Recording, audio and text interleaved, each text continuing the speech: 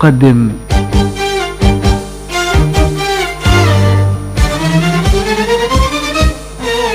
فاروق الفيشاوي في مشوار بندق.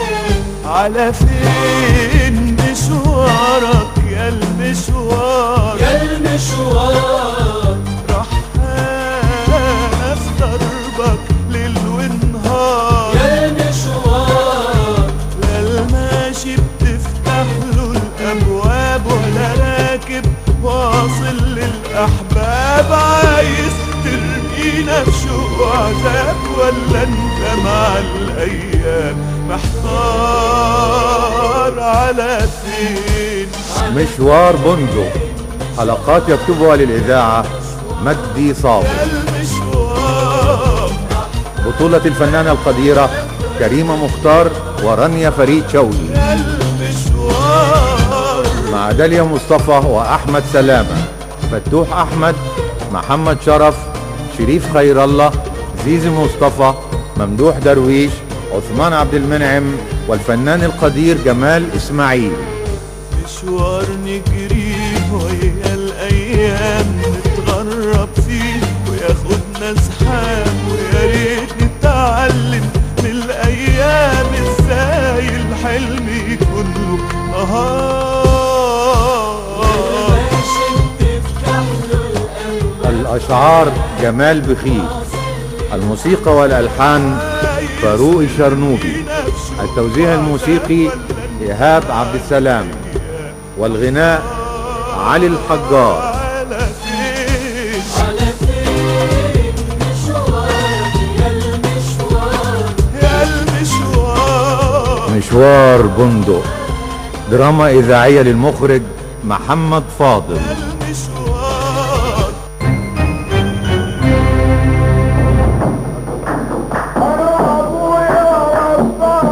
قال ولا تنسى ذكر رباني، واحلي عيونك رباني وعيونه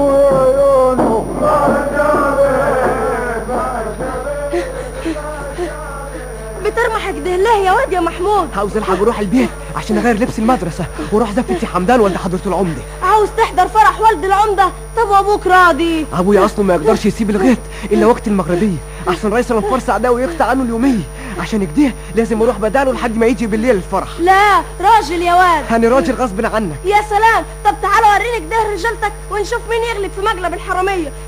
اوعى كده ما تعطلنياش، خلينا نلحق الزفه. محمود، واد يا محمود، استنى يا واد.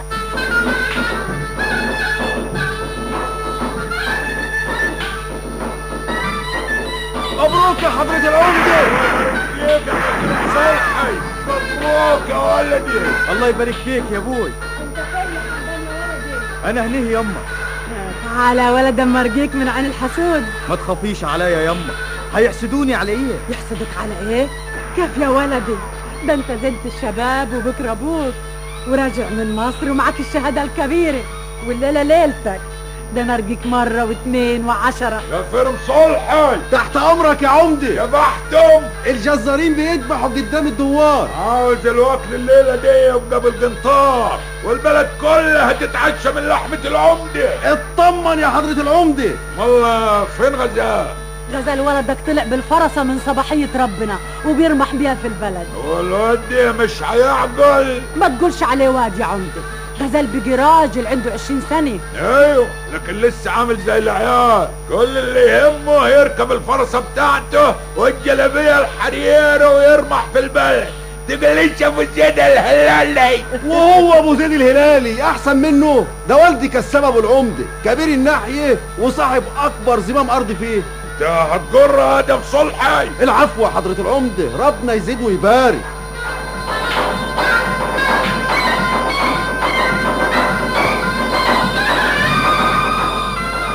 يا راضيه بنت يا راضيه. ايوه يما. امال فين اختك هنيه؟ هنيه طلعت تملى ميه من الحنفيه يعني. طلعت تملى ميه تاني؟ هي مش لسه ماليه الصبح؟ ما هي قالت يمكن الميه اللي جابتها الصبح في الزلعه ما تكفيش. انا مش عارفه ايه حكايه هنيه دي، زي ما تكون عاوزه تطفش من البيت وما تقعدش فيه، ولا تكونش فاكره نفسها عيله صغيره دي بقت عندها 17 سنة. بس لما ترجع والله لقطع رقبتها. صلاة النبي على سيدك وعليكي، صلاة النبي على سيدك وعليكي، صلاة النبي.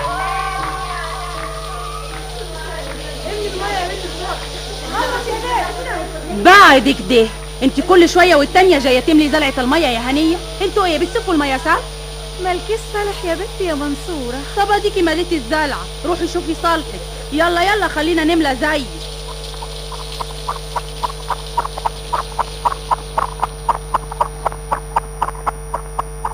هنيه بنتي هنيه. الله، ما بترديش عليا ليه؟ طب انا مش هخليك تعدي. بعد كده يا غزال بالفرسة بتاعتك دي. لا، مش هبعد الا لما تردي عليا. مش هرد. يا لهوتي، كده برضو يا سي غزال وجعت الزلعة مني واتكسرت. ولا يهمك، فداكي 1000 زلعة. ده انا اجيب لك غيرها دهب. نزلت ليه من على الفرسة؟ عايز ايه؟ ايه الحلاوة دي كلها يا بنتي هنيه؟ ده انت ولا قمر 14. يا سلام يا ولد العمدي. بقول لك ايه، تعالوا اقعدوا هنا شويه. ما اقدرش. طب تعالي نمشي وسط القصب ده. يا لهوتي، ولما حد يشوفني؟ ايه، البلد كلها ملهيه بفرح اخويا حمدان. برضه ما اقدرش. ما اقدرش يا غزال. كل حاجه ما اقدرش ما اقدرش. انا عايزك يا هنيه. انا سابق وقلتها لك. انا بس مستني الوقت المناسب وفاتح ابوي في جوازنا. بقالك سنة بحالها بتقول لي كده. حمدان اخويا اتجوز والسكه فضيت لي. صح يا غزال؟ ايوه يا روح غزال، وان شاء الله نيجي انا وبيع العمده ونطلب يدك. يا حلاوه يا ولاد. واعمل لك زفه في البلد ما حصلتش ولا زفه اخويا حمدان. هتعمل لي زفه بالجمل؟ واجيب لك طرمبيل يزفك كمان لو عايزه. انا في حلم ولا في عين؟ شفتي جبت لك ايه؟ ايه ده؟ جزمه بكعب عالي زي اللي كان نفسك فيها تمام. يا حلاوه يا ولاد، جزمه بكعب عالي زي بنات مصر. وتلبسيها في رجليكي وتمشي تتغنطري وانا جنبك ولا حزن ولا عيبه. وبعدين اركبك على حصاني ونرمح نلف الدنيا كلها. يا سلام، لما نفسي اركب فراستك واقعد وراك وامسك فيك كده وتربي. بيقولوا الفرسه بتاعتك فرسه اصيله. وهو في فرسه يا بنتي في البر كله احلى منك؟ يا مراري، انت اتجننت. اتجننت ليه؟ عشان عايز ابوسك. استني بس يا هنيه. ما اقدرش هنيه، انا اتاخرت. استني بس يا بنت. امي تقطع رقبتي. هنيه، انا الزلعه اللي اتكسرت بسببك. طيب هتروحي مني فين؟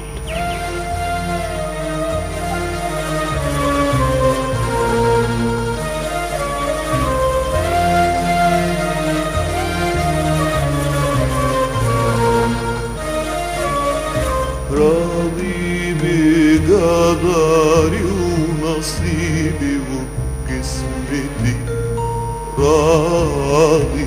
طب ليه زمان جفيني وعليا مش راضي؟ راضي بقدري ونصيبي وبجسمتي، راضي. طب ليه زمان جفيني وعليا مش راضي؟ ادالي غيري سكك وعلاني وأراضي، ملقيت لنفسي مكان ومشيت أقول يا زمان. ملقيت لنفسي مكان ومشيت أقول يا زمان. امتى أشوف ضحكتك وارجع أعيش راضي؟ أرجع أعيش أرجع أعيش راضي. دين الله دين الله دين الله محمد دين الله دين الله دين الله يا زورا دين الله دين الله دين الله. مالك يا ابو محمود؟ من طلعت النهار وانا شايفك تعبان ومش قادر تمسك الفاس وتعزق في الارض. حاسس روحي بتتسحب مني، مش قادر حتى امسك الفاس. الله، وايه اللي خلاك تنزل الارض ما دام تعبان كده؟ وهي قعدتي في البيت هتصرف على العيال وامهم، دول كوم لحم، انت عارف البير وغطاه، بكره السوق وانا عايز اشتري هدوم للبنات، دول من العيد اللي فات ما لبسوش حتى هتمه جديده. طب اقعد تحت السجرايه دي ارتاح لك شويه، احسن ده انت نفسك مقطوع على الاخر. ما شاء الله ما شاء الله، واقفين تضحكوا وسايبين الشغل. ريس سعداوي، احنا بس يا ريس بناخد نفسنا، اصل الشمس حاميه زي النار. نبقى نجيبوا لك مروحه تطري على قلبك وانت بتعزق عشان ترتاح يا سراضي. يا ريس سعداوي، ده احنا ما همدناش من صباحيه ربنا. اللي مش قد الشغلانه ومسكه الفاس يروح يقعمز في بيته احسن، والف مين يشتغل بداله. واه، مالك بس يا سعداوي، طايح فينا كده، الكلام واخده وعطا. معك انت الكلام مش واخده وعطا يا راضي، انت اصلك بالذات كلامك ما بينزلش من زور، وشايف نفسك ما عرفش ليه تقولش صاحب ارض وعندك يجي فدانين ثلاثه وانا ما عرفش. ربنا يدينا يا سعداوي. استهدى بالله بس يا ريس سعداوي، استهدينا. شوف يا ريس سعداوي، انا عاوز يوميتين من شغلي مقدم. مقدم ليه ان شاء الله؟ الفلوس لازماني، واحنا بنك التسليف بتاعك لما تعوز تمد يدك وتاخد منه ليه؟ ملهاش لازمه التريقه يا ريس سعداوي، انا ما حدش هيديني ملي محمر من جيبه ولا حسنه ولا جدعنه، انا اللي هاخده هشتغل بيه. وانا قلت يحني ومخصوم منك نص يوم وكلمه تانية زياده في الحديث هخصم لك بقيه اليوم. قلت ايه؟ قلت لا اله الا الله، لو كانت دامت لغيرك ما كانت وصلت لك يا سي سعداوي. الراجل اللي ما يعرفش ربنا ده كل يوم والتاني يخصم منك نص يوم، هو يعني كان بيديك كام أجرة عشان يخصم نصها؟ انا ما عدتش قادر على شغلانه الهم دي. وبعدين يا ابو محمود، انت يعني لقيت شغلانة تانية وقلت لا؟ البلد ما فيها شغلة ولا مشغلة، انت عندك 5 بنات واخوهم، طلباتهم ولوازمهم ما بتخلصش. احنا جوعنا يما، مش هنتعشوا؟ حاضر يا سعدية، هقوم اسخن لكم العدس. عدس يما؟ كل يوم عدس يا بصارة يا جبنة قديمة، معدتنا نشفت، عاوزين مرة ناكلوا لحمة، ولا احنا مناكلوهاش الا من العيد للعيد. سدي يا بت منك ليها، انا مش ناقصة تقليب مواجع بكلامكم الماسخ ده. البنات عندهم حق يا ام محمود. كسروا حقهم، هنجيب لهم منين؟ كان معانا وخشنا عنيهم.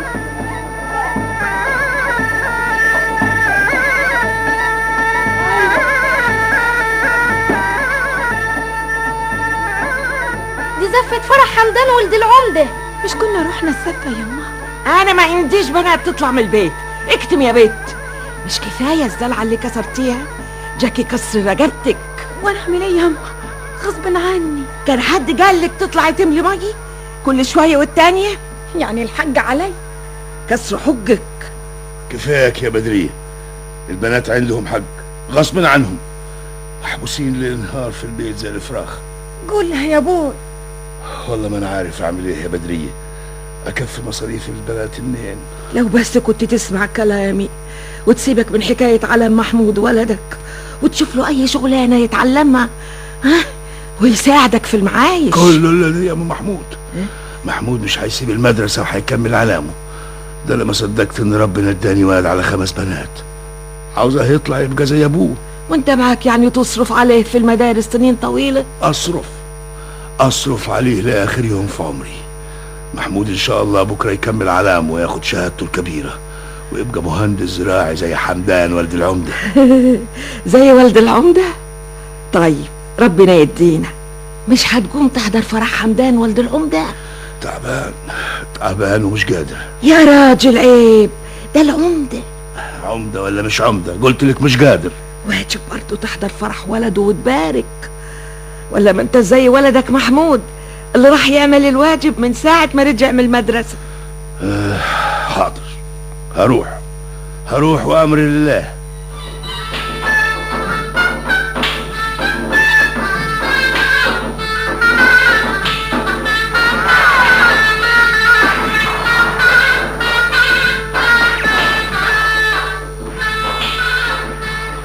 مبروك يا حضرة عقبال البكار ان شاء الله. والشكرين يا رجاله، اقعدوا كله.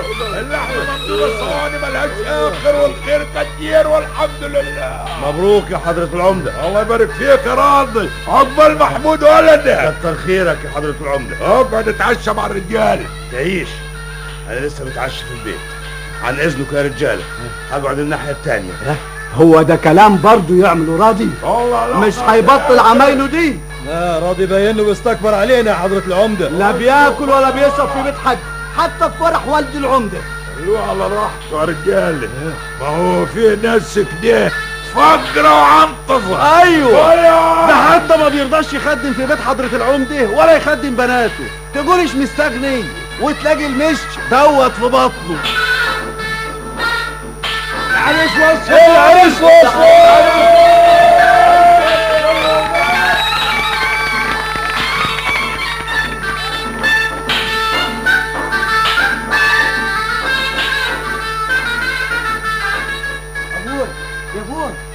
كيفك يا محمود يا ولدي؟ الحمد لله يا ابوي. شوف يا محمود، عاوزك تذاكر وتاخد بالك من دروسك يا ولدي. هو ده اللي بجيلك واللي يخليك سيد الناس. ما انا بذاكر يا ابوي، والاستاذ بيقول لي اني اشطر واحد في الابتدائيه، وبيقول لي كمان اني هطلع الاول على المركز ان شاء الله يا ولدي. انا عاوزك تبقى زي ولد العمده الاستاذ حمدان اللي خد الشهاده الكبيره من مصر وتخرج في الجامعه. العلام هو اللي هيخليك زيه وترفع راس ابوك وسط البلد كلها. سامح يا محمود يا ولدي؟ حاضر يا ابوي.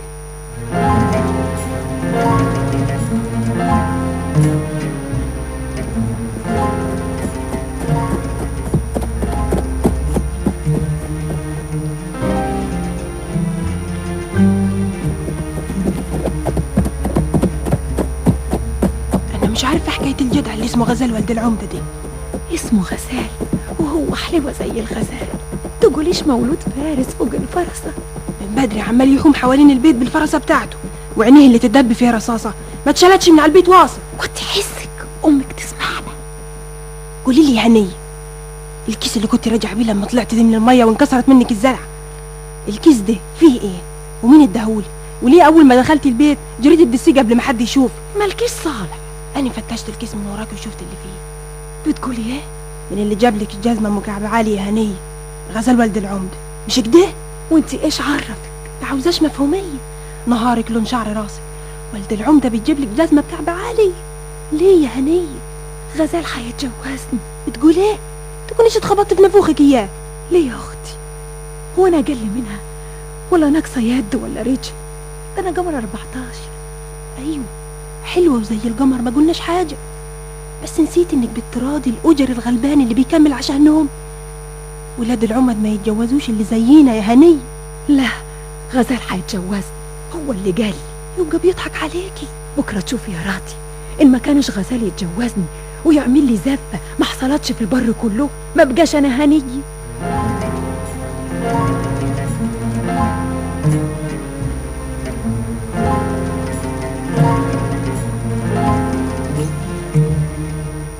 بقول لك ايه يا ابوي، انا عاوزك في موضوعك ده، ما كنتش عايز افتحك فيه قبل جواز حمدان. موضوع ايه ده؟ انا عايز اتجوز. تتجوز؟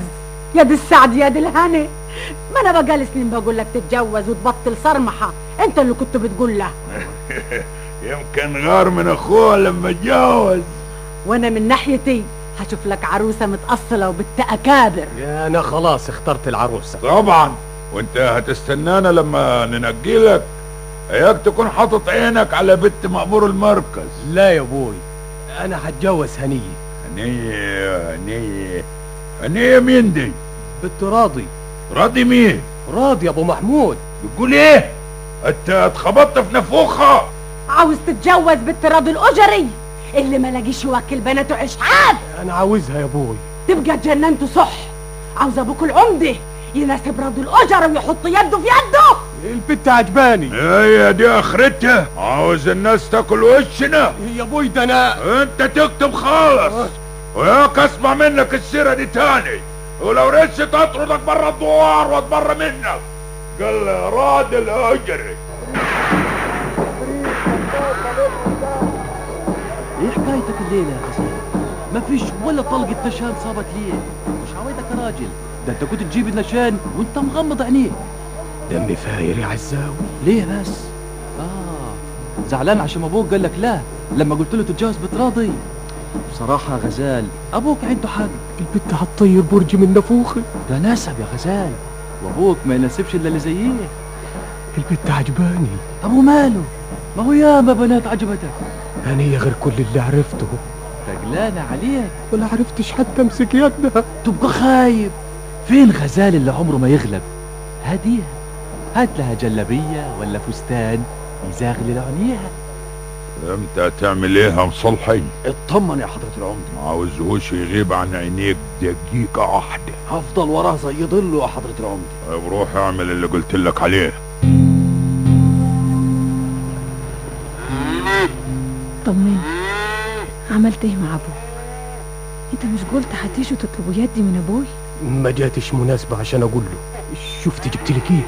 كردان دهب. كردان دهب حتة واحدة يا بوي؟ عشان بس تعرف انت غالية عليا كيف.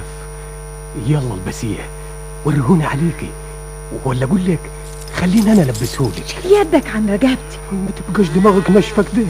ده انا جايب لك كردان دهب بالشيء الفلاني. ايه ده؟ صوت مين ده؟ باين حد وسط الغير. مين؟ غفير مصلحي. بتعمل ايه هنا؟ انا انت ايه؟ متخبي وبتتجسس علي؟ والله لا ادبك يا غفير النحس. اي الحقوني يا ناس، الحقوني يا خالد. وكمان بتضرب الغفير مصلحي؟ ما هو يا ابوي اكتم خالص. الظاهر ما فيش فايدة من حديث معاك. بالتراضي زي ما تكون عامله له عمل. ايوه، وبتضحك عليها واخده فلوس. بسلامته جايب لها كردان دهب، ويا عالم جاب لها ايه تاني؟ بنات ما عندهاش خشة ولا حي، طلعت قبله في الضلمة زي الغوازي. اكره، انا ليا كلام تاني مع راضي اللي ما عرفش يربي بناته. خير يا حضرة العمدة، الغفير مصلحي قال لي انك عاوزني. مش باين له خير يا راضي. ايه بس يا حضرة العمدة؟ بنتك هنية. هنية بنتي؟ مالها؟ نقص ادب وتربية وملهاش كبير. بتقول ايه يا حضرة العمدة؟ بقول لك اللي ما انتش دريان بيها يا سراضي. بنتك عمالة تتصرمح وتقابل الشبان في انصاص الاهالي وانت نام على ودانك. حرام عليك يا الله، هموت في يدك يا الله. يا ريتك تموتي وتريحينا منك يا فاتشة يلي جبت لنا العار. والله ما حد هيحوشك مني الا لما تجيب خبرك. اقول يا ناس امي هتموتنا. كفايه يا بدريه، والله ما سيبها الا لما تجيب خبرك. اللي حصل حصل خلاص. على اخر الزمن بنت تجيب لنا العار والبلد ما يبقى لهاش سيره غيرنا. قلت كفايه يا بدريه. بنت يا راضيه دوري في فرشه اختك، هاتي لي كل اللي مخبيها عنينا، ولا ولد العمده كان بتجيبه لها من ورانا. قولي لي عمل فيكي ايه ولد العمده؟ والله يا ماما بس اشاره مني، هو قال انه هيتجوزني. يتجوزك؟ هو اللي زينا ولاد العمد بيتجوزوا بناتهم. ادي الحاجات اللي لقيتها تحت فرشه عينيا يا ابوي. انا هودي الحاجه هدي للعمده. هترجع تلاقيني خلصت على بنتك وتوتها. كفايه يا بدريه، اللي حصل حصل، سمعتنا اتمرمغت في الطين. انا مش عارف هودي وش من الناس فين. محمود، ايه اللي رجعك من المدرسه يا ولدي؟ زمايلي في المدرسة ما لهمش غير سيرة اختي هنية وولد العمدة. هو الكلام اللي بيقولوه ده صح يا ابوي ولا ايه؟ ضيعتك يا بدرية، والله لا اقتلك وارتاح من عارك. الحقنا يا ابوي، هنية وقعت وقطع النفس. يا ريتها كانت ماتت وريحتنا من العار. هتعمل ايه يا راضي؟ هتسيب بلدك وناسك؟ العمده قالها على المفتشر، وانت ما تقدرش تتني له كلمه، لكن هتقولها لمرتك وبناتك كيف؟ هتطلع قدامهم مالكش كلمه وانت راجلهم؟ احسن لك تكتمها في قلبك ولا تقولهاش، واللي ربنا رايده هيكون. وماله راضي بيكلم نفسه كده؟ الله يكون في عونه، فضيحته في البلد بقت على كل لسان.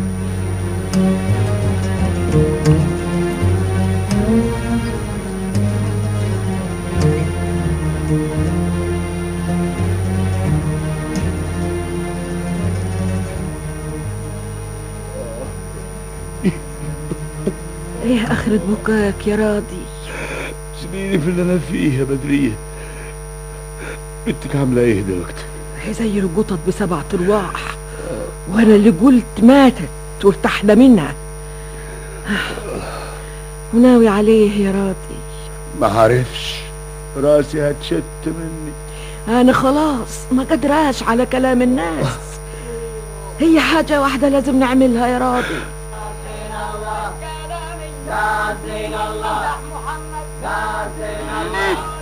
خير يا ابوي، في ايه؟ تعال يا ولدي، تعال نقعد تحت الشجراية دي من الشمس وهات عنك شنطة المدرسة. شوف يا محمود يا ولدي، انت دراعي وسندي، وربنا ما رزقنيش بولد غيرك على 5 بنات. انت ما بقتش صغير، عشان كده قلت اشورك في اللي ناوي اعمله. قول يا ابوي، انا سامعك. صحتي يا ولدي ما بقتش تستحمل مسكة الفاس وعزق الارض. البلد زي ما انت شايف ما فيهاش شغلانه تانية، وانا عندكم لحم وتربية البنات هم. لا يا ابوي ما تقولش كده، كل حي برزقه. بكره اخواتك البنات يكبروا وعاوزين اللي تجهزهم. هني اختك كبرت وبكره يجيلها العريس، اعمل ايه وقتها؟ ده انا ما بنامش الليل يا ولدي من الهم. وايه اللي بتفكر فيه يا ابوي؟ انا بفكر يا ولدي نسافر كلنا على مصر. مصر كبيرة ورزقها واسع والمعايش فيها كتيرة. ان شاء الله ربنا يرزقنا هناك بشغلانة علشان اقدر استر اخواتك البنات. ونسيب بلدنا وناسنا واهالينا يا ابوي؟ غصب عني يا ولدي، مش بخطري. واسيب مدرستي يا ابوي؟ لا، دي لو فيها موتي ما طلعكش من المدرسة لحد لما تاخد شهادتك وتدخل الجامعة كمان وتبقى مهندس قد الدنيا. انا عاوز ابقى ظابط يا ابوي. مهندس ولا ظابط، المهم تكمل علامك وتاخد شهادتك الكبيرة. ده انت اللي طلعت بيك من الدنيا يا ولدي، عشان كده دخلتك المدرسة دونا عن اخواتك البنات. ها قلت ايه يا محمود؟ صعبان عليا يا ابوي، صعبان عليا فارق اصحابي وزمايلي في المدرسة. بكرة يبقى لك اصحاب في مصر، مصر ام الدنيا. وبعدين احنا برضه هنرجع بلدنا تاني. نرجع بلدنا ميتة لما ربنا يكرمنا ويبقى معانا فلوس كتيرة نشتري بيها ارض وبيت كبيرة بدل البيت اللي مأجرينه وعامل زي حج الفار ده. ساعتها هنبقى من العيال يا محمود. صح يا ابوي؟ طبعا يا ولدي، مصر فيها الخير كتير. المهم ربنا يقدرني على جواز اخواتك البنات. لا يا ابوي، انت عاوزنا نهج ونسيب البلد عشان فضيحة هنية اختي، مش كده؟ ايوه يا ولدي، وامك هي اللي شارت عليا بكده وكلامها عين العجل. بس انا برضو قلت اشورك واخد رايك، انت ولدي. العمدة قالك تسيب البلد، مش كده؟ انت عرفت؟ ما البلد ملهاش سيرة غير الحكاية دي. طب بلاش تيجي بسيرة لامك، هي ما ناقصاش هموم. خلاص يا ابوي، اللي تشوفه. ما شاء الله يا ابو محمود، ما شاء الله. تكونش يا اخويا فاكرها تكيه قاعد لي تحت الشجرايه السمر انت وولدك. لا تكيه ولا دوان، انا سايبها لك شغلانه هدة الحيل دي، سايب لكم البلد كلها وهاجك.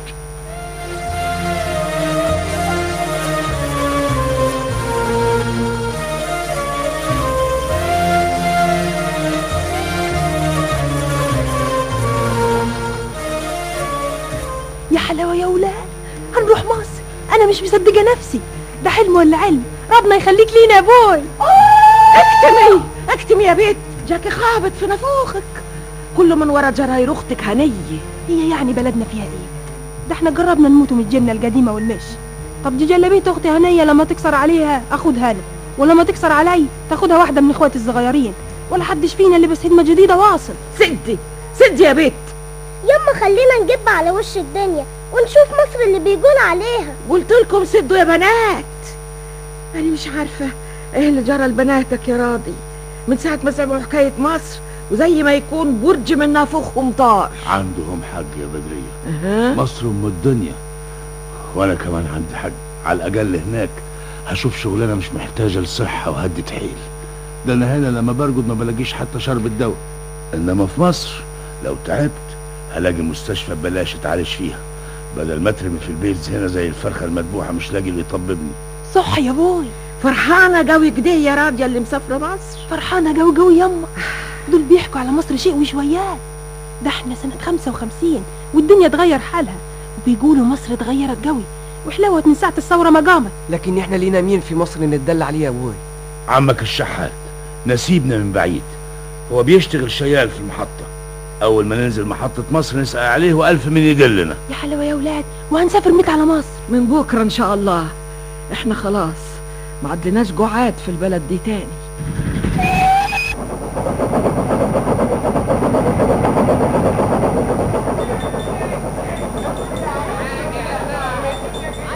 مصر كبيرة قوي يا بوي زي ما بيحكوا عنها؟ كلها ساعة ونوصلها تتحيى وتشوفيها بعينيك. وهتشتري لي جلابية جديدة في العيد يا بوي مش زي العيد اللي فات. ربنا يقدرني يا بنتي واشتري لك كل اللي نفسك فيه انت واخواتك كمان.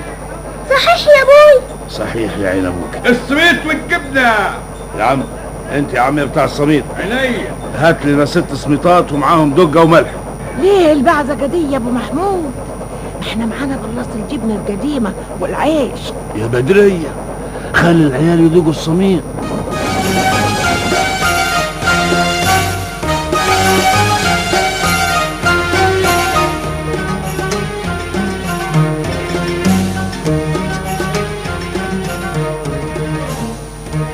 امسكوا في يدين بعض يا بنات زين لحسن تتوه.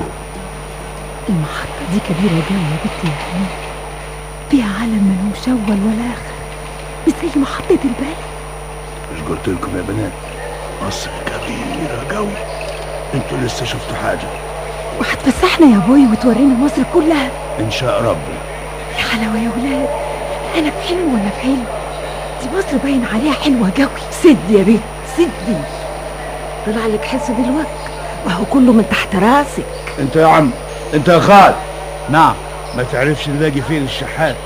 هو بيشتغل شيال في المحطة. قصدك الشحات ابو جابر؟ ايوه هو بيشتغل على رصيف 6 بتاع قطر اسكندريه. فين رصيف 6 ده؟ تعالى ورايا وانا اوريهولك. بنت يا سعاد، شايفة يا بنت؟ في باريزة بحالها وجع على جدران القطر. باريزة حتة واحدة؟ فين هي؟ اهي انا هنزل اجيبها. بنت يا سعداني، بنت سعداني، الدفع هيخرب البيت. حاسب يا محمود. الشاي يا ام جابر. الشاي على النار هو نقوى من البابور. يا اهلا وسهلا يا ابو محمود، مصر نورت. منورة بيكم اهلها يا ابو جابر. دي عامله تعمليها برضك يا سعديه؟ كنت هتودي روحك في داهيه عشان ورقه باريزه. من يا عمري ما مسكتها في يدي. قدر ولطف. محمود ربنا يبارك لي فيه رمى نفسه وراها وبعدها عن القطر في اخر نفس. باين عليه راجل صح، كان هيضيع روحه عشان اخته. محمود ولدي صح صغير لكن راجل من يومه. قلت ايه في كلامي يا ابو جابر؟ كان على السكن من بكره نشوف لك مطرح فوق السطوح في الحاره. طب والشغل؟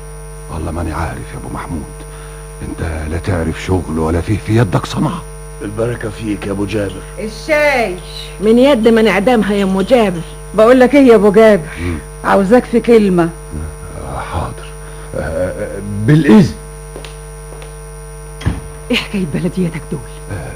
هو احنا كنا ناقصينهم؟ يا احمد طردهم وقول لهم يمشوا، هي دي الاصول بردك.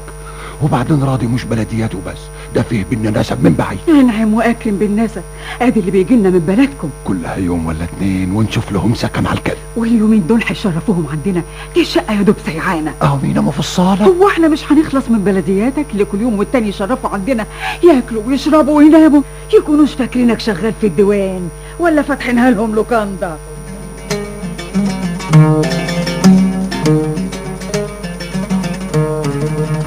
ايه رايك في الاوضه يا ابو محمود؟ دي بحري وهواها يشرح يرد الروح، وقدامها السطح بحاله ترمح فيه انت واولادك زي ما انت عاوز. ايوه بس دي ايجارها جنيه بحال. دي ارخص حاجه الجناها، اعتبرها حاجه توفي الغرض لحد ما ربنا يفرجها. طيب لقيت لي شغلانه؟ مفيش غير انك تشتغل معايا في المحطه لحد ما تلاقي شغلانه تانية. الامر لله. بالاذن. مع الف سلامه. ايه رايكم في الاوضه؟ دي صغيرة قوي يا بوي. هننام فين كلنا؟ دي ما طلعناش واقفين. قولي الحمد لله يا سعاد. بكره نشتري كنبه وحصيره تناموا عليها. انت جايبنا مصر يا بوي عشان نناموا كلنا على حصيرة في اوضة؟ ما عجبكيش الحصيرة والأوضة يا مكسوفة الرقبة؟ وهو كله من جرايرك ومن تحت راسك. كفايه يا بدريه. ايه؟ بكره تفرج وربنا يرزقها ونشتري سرير ودلاب وبوتاجاز كمان بدل الوابور. احمدوا ربنا الأوضة فيها لمبة كهرباء بدل لمبة الجاز. وانت فيك صحة لشغلانة الشيال في المحطة. أعمل إيه؟ هو أنا لقيت شغلانة أحسن منها وقلت لا؟ فين يا محمود؟ يا محمود. أيوة يا أبوي.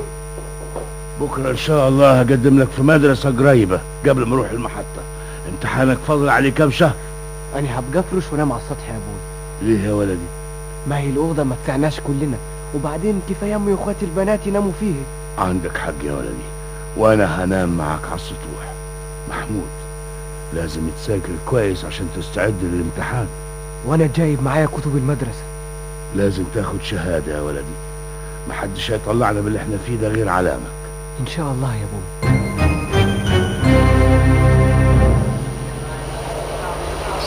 انت يا اخ، يا عم يا شيال. ايه يا بيه؟ شيل الشنط دي وتعالى ورايا. انا يا بيه؟ الله، ما تشيل. انت مش قادر تشيل الشنط ولا ايه؟ كيف يا بيه؟ قادر طبعا. اسبقني انت وانا جاي وراك. دايما بنشال على كتف يمين او كتف شمال، ان زاد الحمل اشتكى كتفنا، واذا قل الحمل يزيد همنا، ونخاف على جدنا وعلى رزقنا ندعي يا ربنا زيد الأحمال. اشرب الشاي يا ابو محمود. تشكر. مالك؟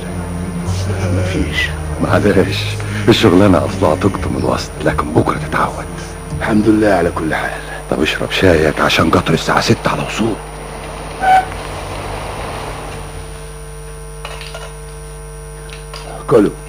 كلوا يا اولاد بالهنا والشفا، ما تسيبوش حاجه في الصحن. احنا بناكل اهو يابا، اللحمه حلوه قوي. بألف هنا وشفا. ايه ده؟ حد يعمل عملتك دي يا ابو محمود؟ اول نص جنيه تمسكه في يدك تنزل تشتري بيه لحمه. خلي العيال ياكلوا يا بدريه. هتجيلي نفسي كيف احوش النص جنيه والعيال نفسهم في اللحمه؟ ما يجي على هدة حيلك جمعه بحالها اهو، وانت شقيان ليل ونهار، لما بقيت مش قادر تصلب طولك. اعمل ايه يا ام محمود؟ وانا لقيت شغلانه تانية وقلت لا. منها لله اللي كانت السبب، هي السبب في كل اللي احنا فيه ده. قولي لي فين هنيه؟ على السطوح يا بوي، بتشم شويه هوا. ناديلها يا راجل تيجي تاكل معانا. لا، انا اللي حنده لها.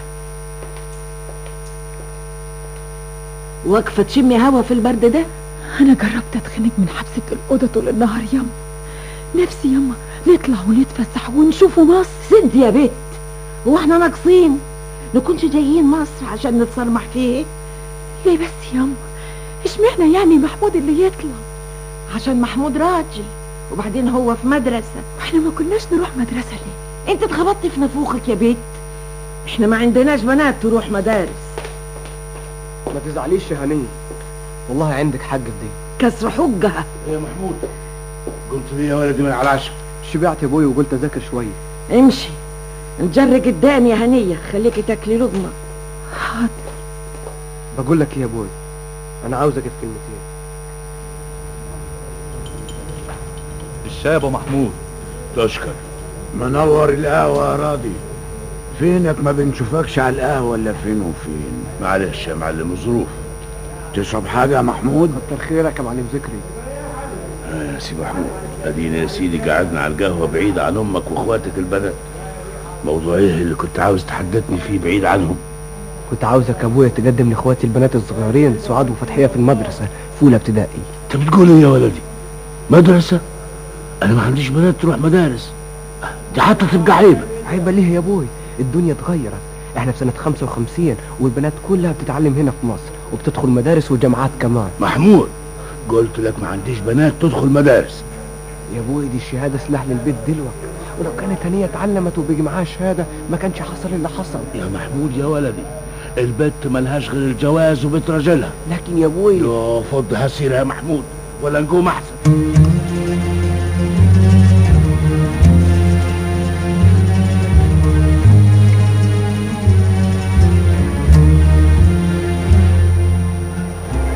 محمود يا محمود، ايوه عادي. مش هتيجي تلعب معانا شويه قبل الفسحه ما تخلص؟ مش فاضي، انا بذاكر. حد يذاكر وقت الفسحه يا اخي؟ انا عاوز انجح واكمل علامي وابقى ظابط ولا دكتور مش زيكم. مش لما تاخد الابتدائيه الاول؟ كنا كام شهر ونمتحن الابتدائيه. ايوه، وتطلع الاول علينا. وفيها ايه يعني لما اطلع الاول؟ اطلع زي ما تطلع، بس تعالى نلعب شويه. لا، انا هذاكر هنا وفي البيت كمان. يوه، شوف اهي الفسحه خلصت.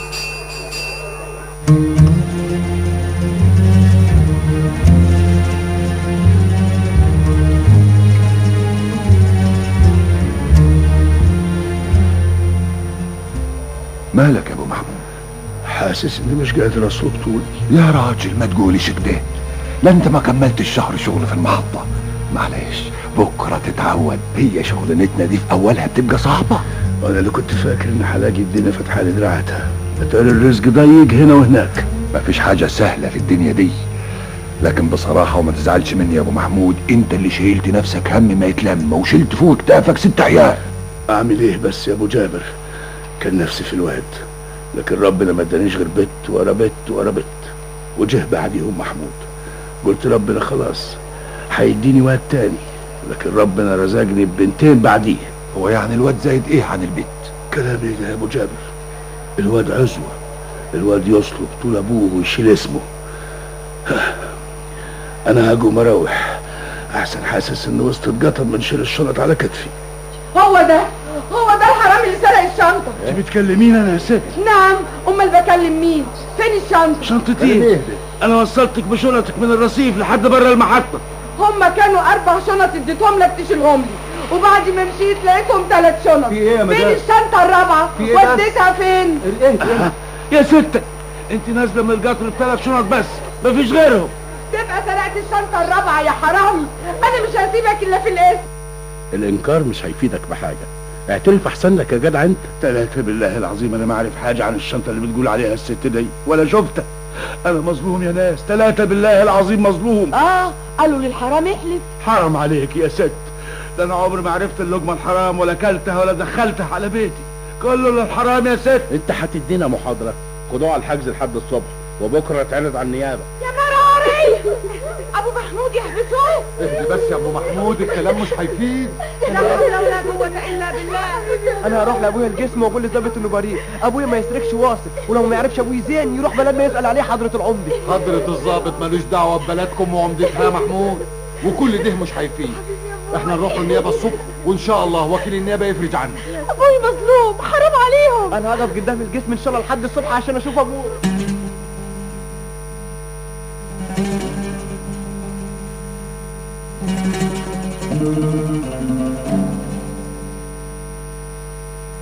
هي دي اخرتها يا راضي، ده اللي جابك مصر؟ جيت علشان يتهموك انك حرامي وسارق، وانت اللي عمري قدك ما تمدت على الحرام، حتى لو ربطت بطنك من الجوع ونمت ليالي من غير عشاء.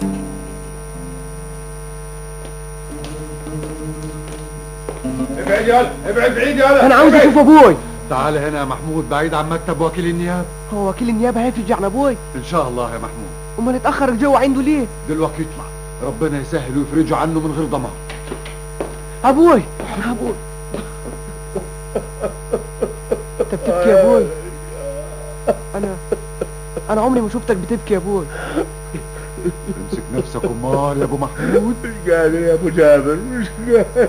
شده وتعدي يا اخويا. معاكم فلوس كفاله عشان تدفعوها في الخزنه قبل ما تقفل عشان يفرج عنه. يعني ابوي طلع براءة؟ البراءة دي لما تخلص القضية والمحكمة تحكم بيها.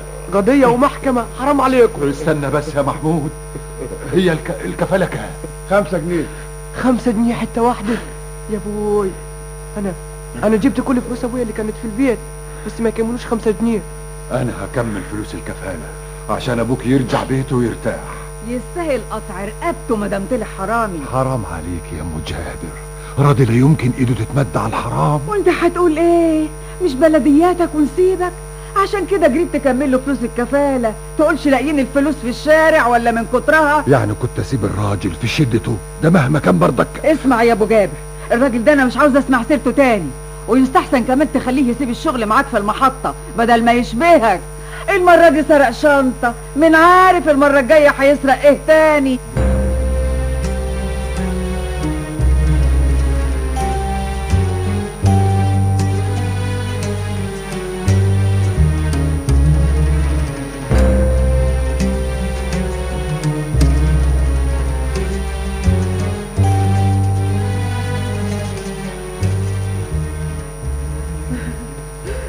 يا ابو محمود، ما خلاص يا اما ابويا رجع البيت، بتبكي ليه دلوقتي؟ صعبان عليا ابوه كله جران، دخل عليا البيت بيتجر في رجليه وعينيه زي كيسان الدم، وزي ما يكون عمره كبر 20 سنة مرة واحدة. منها لله اللي كانت السبب والتهمة تزور، بجابوه يحبسوه ويتهموه بالسرقة. ده انا ابويا اشرف من الشرف، ولا هو الفقير يقديه من داس بالرجلين. ادي اللي خدناه من مصر ومن جيتنا ليه. يا ريتني ما كنت قلتها له ولا نطقت بيه. وطي حسك يما يا حسن ابوي يسمعك. انا خلاص مش قادر اسكت، مش هسكت، واول ما هيصحى من نومه هقول له نلم خلاجاتنا ونرجع تاني بلدنا واللي يحصل يحصل. ما هو مش كده يما، اهدي شويه. ارتحت يا ست هنيه، ادي اخرة عمايلك، ما خدناش منها غير البهدله وحبسة ابوكي. وانا كنت قلت لهم يتهموا ابوي يزور. كانت بلدنا متويانا، ناسها عارفينها وعارفين ابوكي. صح فقير لكن عمره ما يمد يده للحرام. انت اللي خليتينا وعيت. مش وقت الكلام ده دلوقتي. صح ابوي خليه ياكل له لقمه لما ادكش الزاد من امبارح من ساعه ما قبضوا عليه. ابوك حسيس يا ولدي، كان هيجيله نفس منين عشان ياكل ولا يشرب وهو متبهدل البهدله دي. ابو محمود اصحى يا ابو محمود. ابو محمود يا خرابي، يا خراب بيتك يا بدري. في ايه يما؟ يا غلبك يا بدري. خبر ايه يما؟ ابوك مات يا محمود. على فين مشوارك يا المشوار؟ توهت قلوب وجرحت قلوب، رحالة في ضربك ليل ونهار وحرمت الوعد من المكتوب. وغدا